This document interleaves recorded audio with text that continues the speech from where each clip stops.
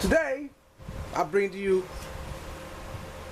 man, what's your club name, man? Well, I don't want to give out the government name. Who you want to be today? Tell me what they call you on the set, man. Cap. Cap, there it is, Cap. Man, I see you got there, National Road Captain, and what organization do you represent, my man?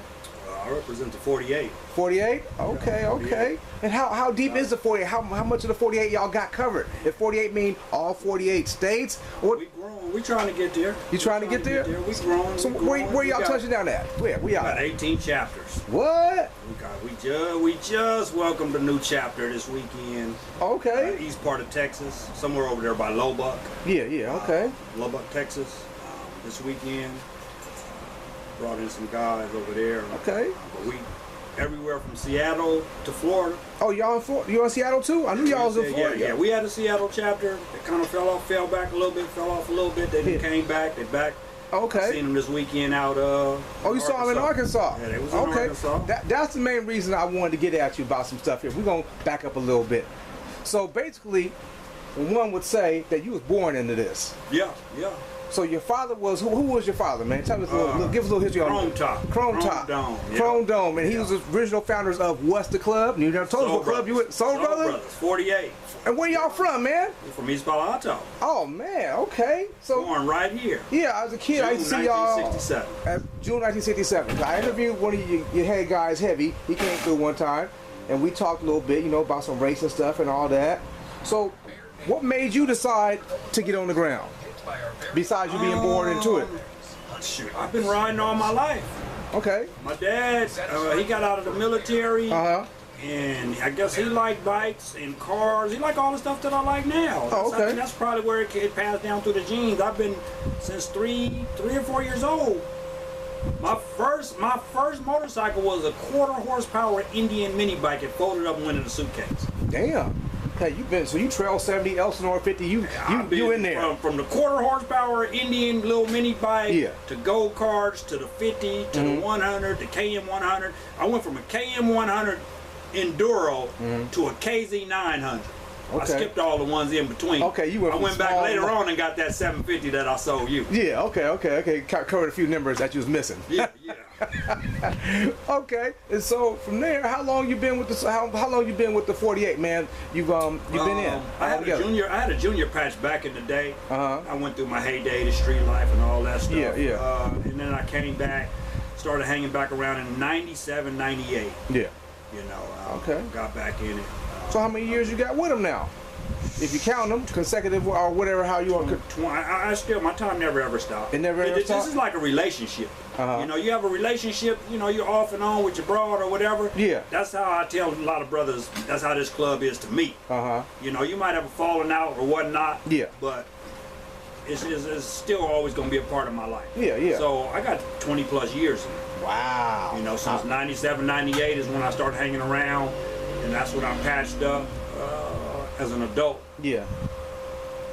So I remember one time you told a cat, man, I got more miles back up to the clubhouse than you got going forward. I never forget when you said that. You got going forward. Yeah. I was dying. The new one is I can stop riding last year and you still won't catch up to the miles I got. I'm just saying that. Okay, you just saying. I don't even ride hard. I like to tell people I ride more by accident than most do on purpose. Okay. Okay, y'all. See, what was I going to ask you? You being on the set this long, where do you see it going to now? Because there was a stage of brothership back when you was a kid. They going camping trips and all that. It definitely has changed. That question would be, where do I see it, or where would I like to see it go? Well, we'll answer a two-part then. Where do you see it going, and what do you like? We'll start with where do you see it going, and what do you think you would like it to be? It's very dysfunctional right now. Because you got all these clubs that pop up overnight because they get mad at the club that they in. And I think I made a post about this. I called it identity crisis. Because you have dudes in one club repping it to death. Next week you see them in a whole another club. So you got all these 50 million clubs out there, but they're not staying true to what the bike life was about or is about. Okay. So it's just watered down. It's discombobulated. It's here. It's there. It's no good consistency. You got some good clubs that came out of it that's doing what they're supposed to do. But a lot of these clubs is fly-by-nights. They just making a club so they could be seen and not really doing the biker type lifestyle. So you see them rise and then they'll crash and burn, and the remnants run off, and they get in with the people who've been about this life. They see that's what they doing. We gravitate toward them. Yeah, I've been around for about I would say 99, 2003 when I showed up around there. And I've seen things rise and fall again, but there's true consistency with the older clubs that's been there the whole time. And they're actually the gatekeepers. They're the ones that should be like our older elders telling us right from wrong, but they don't, because they stay in their script and they feel like, well, you know, we don't have the right to really tell other people what to do. Yeah. Well, back in my day, if I was doing wrong, my neighbor would whoop my butt and then tell my parents they whoop my butt too. Okay, yeah. But we don't have that today. Okay. So, but as far as us as a community, the Black Bike Set period, if we was more organized, more disciplined, then we would have more control over a whole bunch of different stuff, because there's a lot of people that's on the set that's tied to people that's not on the set. So we're a big network of family, but we don't use it like that. Okay. You know that, and that's why us as a people, we're way at the bottom of the food chain. And we got all the monies and stuff. We fragmented it, and we ain't. It's where you use your buying power and you get it all together. The Chinese do it, the Arabs do it, the other people do it, but we are fragmented and won't pool our money together. I like to say black people are trendsetters and bandwagon jumpers. What I mean by that is we're trendsetters because we can take something and run with it, make everybody else want to do it. We're bandwagon jumpers because once we start going that direction, everybody else follows. Harley Davidson wasn't doing as good as they're doing now until we got into it. Yep. Now look at them. You go into Harley Davidson, you could buy a bike 1821, speakers in the bag, the speaker, all the stuff that black people done to the bike. Yes, Harley Davidson wasn't doing that. You had tassels from the handlebars. That was about it. A couple of little chrome pieces. Now they come powder coated, all the different stuff. Because that's what the black man did when he got it. Yeah, true. You know, so we didn't took Harley Davidson from where they was to where they at now. From them watching what we do with it. True that. That's the trend set and the bandwagon jumper. Okay. Well, now, the subject at hand. Prior to your run to cross the river, I would say the Mississippi River, what was your furthest ride before you went on the ground? Before what you did? I was only doing Arizona, dedicated. Okay. Arizona. That was no problem. I could do Arizona. Yeah. Wake up in the morning, bam, I'm gone. So now that you've gotten somewhat yonder to Arkansas, Little Rock, where you went to this run, you looking for more, or is it over for you? I'm gonna do more. You gonna do more? I'm gonna do more. I'm doing Canada. I already told you I was gonna do Canada. Yeah. Meshack already suggested going over there to Alaska over there. It's right around the corner. So I'm probably. I know I'm doing Canada for sure. That's for sure. So what was the hardest thing about this yonder stuff? You know.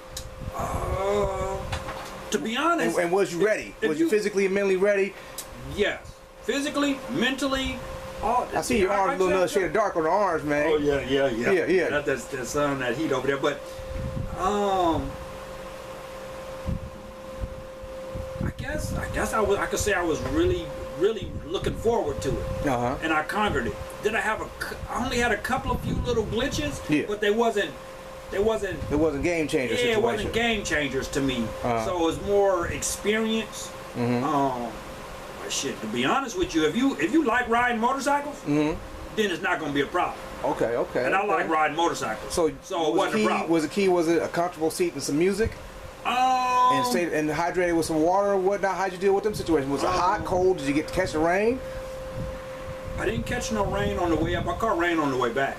Good rain, bad rain? I caught some rain so hard, I had to pull underneath the underpass because the freeway flooded. Oh, that's a bad rain. That's a bad rain. I only got two wheels. I need both of them to be on the ground at all times. Cars was going through. They was cool. So I waited maybe like 10 minutes. I seen two bikes coming from the other way, and they was rolling. So I figured wherever they was coming from was good. They was going to where I just came from, so they had a shocker to do. So I jumped back on my bike and cut out, and it got better, and I was cool. That was it, pretty much.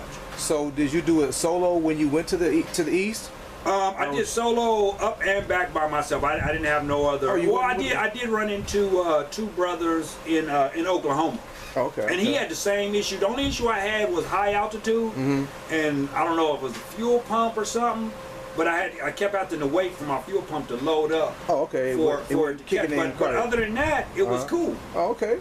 So the party was great and everything else, you know, it was good. Yep. Shout out to Black Sheep, Arkansas president out there. Him and his guys laid it out for us again. We had a real good time. So. Oh, okay. That's cool. That's cool. Well, that basically I wanted to know was, you know, how was that seat? Was you on a comfortable seat? The seat was cool. My club members always get on me about how my handlebars sit and this, that. Oh, they pull back too far, this, that, and another. That bike is set up for me. Okay. And I was comfortable as a bug, snug in a rug. Okay. So I was cool. How late? My boy hooked me up with some music. I bumped all the way. I turned heads at every gas station I pulled in.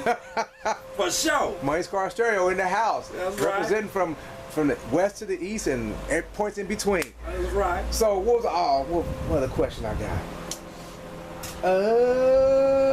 That was it. Oh, I seen your boy Ted. He coming back a different way. Oh yeah, Ted, my brother-in-law mailman. Oh yeah, he's getting his ride on. Okay. He definitely touching. Man, I think he's doing like 15, 16 states. Maybe more. I think he said he was trying to do like 20, 24. That's what he's trying to do. So he left there and went a little back, north. You know, he went up and then across the 80 to the 97. And then he running through, I think he coming through Oregon and then coming back through that way. But he went to Florida first. He did I-10 to the end. And then came back up through Raleigh, North Carolina and did the top. So he did the bottom states around by Texas, below Texas, went that way, hit Florida, went straight up, did some states up there, and then dropped down into Arkansas. So he didn't run to Maine though?